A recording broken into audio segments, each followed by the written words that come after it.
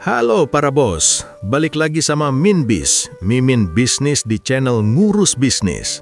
Tempatnya kita bedah gimana cara ngubah apapun jadi cuan, bahkan urusan kematian sekalipun. Minbis mau nanya nih, selama ini kalau ada orang meninggal, biasanya kan dikubur atau dikremasi, terus abunya ditaruh di guci atau dilarung ke laut kan? Tapi dengerin Minbis, cara lama itu udah so yesterday buat kaum elit di Swiss. Mereka punya cara yang lebih berkilau. Di sana, ada perusahaan yang bisa ngubah abu jenazah atau rambut orang meninggal menjadi berlian asli. Ya, berlian yang bisa dipasang di cincin atau kalung.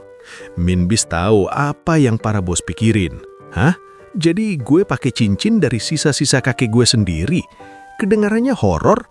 Mungkin, tapi buat sebagian orang, ini adalah cara paling mewah dan abadi buat mengenang orang tersayang. Daripada ziarah ke pemakaman yang becek dan penuh rumput liar, mending lu bawa almarhum kemana-mana dalam bentuk perhiasan mahal. Ini bukan sulap, bukan sihir, apalagi pakai bantuan dukun.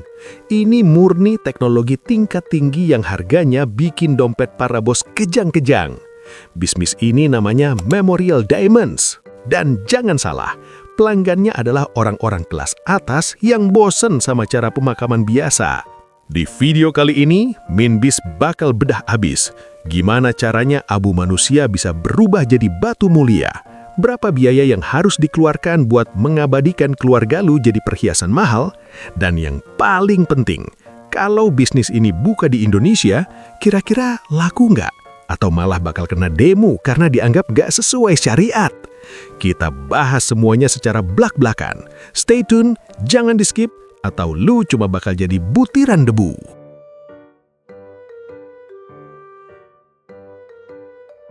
Oke para bos, mari kita pakai logika sains. Tubuh manusia itu mengandung karbon, dan berlian di alam semesta ini juga terbuat dari karbon yang ditekan ribuan tahun di dalam perut bumi.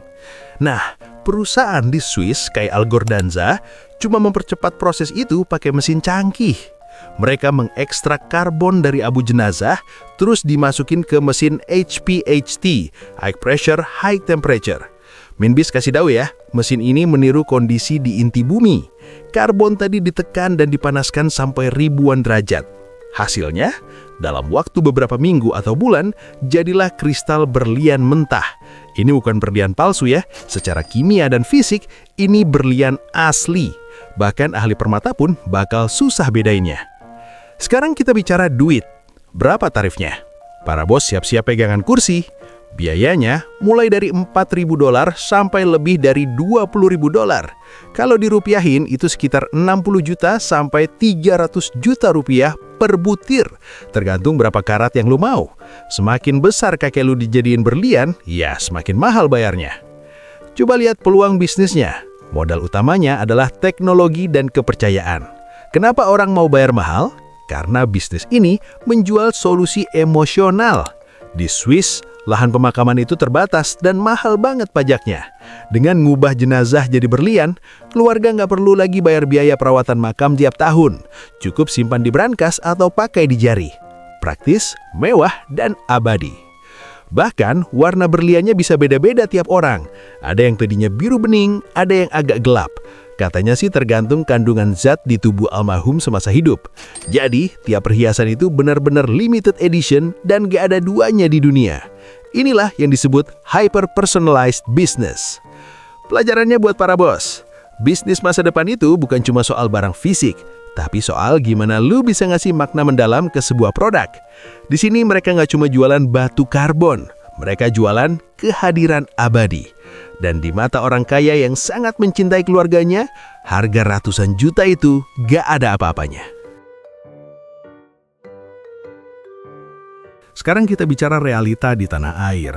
Kalau para bos nekat bawa teknologi Swiss ini ke Indonesia, nasibnya gimana? Jujur ya, Minbis lihat ini sebagai tantangan tingkat dewa. Kenapa? Karena Indonesia itu negara yang sangat memegang teguh adat dan syariat agama soal pengurusan jenazah. Mayoritas penduduk kita adalah Muslim, di mana jenazah itu harus dikubur, bukan dikremasi, apalagi diekstrak jadi berlian. Belum lagi urusan hukum waris dan kehormatan jenazah. Jadi kalau para bos mau jualan ini ke pasar umum, ya siap-siap aja kena semprot tokoh agama, atau minimal digunjing tetangga dibilang pakai ilmu hitam. Tapi jangan salah sangka dulu. Pasar Indonesia itu luas, masih ada ceruk pasar eksklusif di kalangan non-muslim atau masyarakat perkotaan yang lebih terbuka dan suka gaya hidup praktis. Apalagi di kota besar yang lahan makamnya udah penuh dan harganya lebih mahal dari cicilan apartemen. Mengubah abu menjadi perhiasan bisa jadi solusi efisiensi lahan yang super mewah. Intinya, kalau mau buka bisnis ini di Indonesia, para bos nggak bisa jualan sembarangan. Lu harus main di segmen ultra rich yang udah nggak mikirin omongan orang. Bungkus narasinya bukan soal buang jenazah, tapi soal menjaga warisan keluarga tetap dekat. Orang kaya kita itu hobi koleksi barang unik, apalagi kalau ada embel-embel teknologi Swiss. Kesimpulannya, bisnis berlian manusia ini adalah bukti kalau kreativitas bisa menembus batas kematian. Tapi di Indonesia, lu harus pinter-pinter baca situasi sosial, biar nggak blunder. Sekian bedah bisnis mewah dari Minbis hari ini. Jangan lupa like, komen, lu setuju nggak kalau sisa hidup lu dijadiin berlian? Dan pastinya subscribe biar otak bisnis lu makin berkilau. Minbis pamit, salam sukses. Jangan lupa jadi berlian pas masih hidup ya.